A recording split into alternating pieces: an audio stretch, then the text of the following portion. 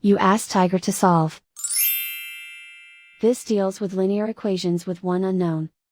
The final result is I equals 9/7. Let's solve it step by step. Group all constants on the right side of the equation. Subtract 9/7 from both sides. Group like terms. Combine the fractions. Combine the numerators. Reduce the zero numerator. Simplify the arithmetic.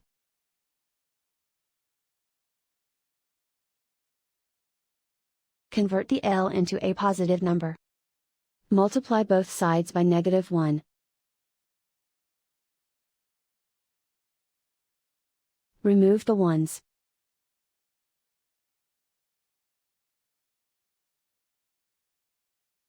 And so the final result is I equals 9/7.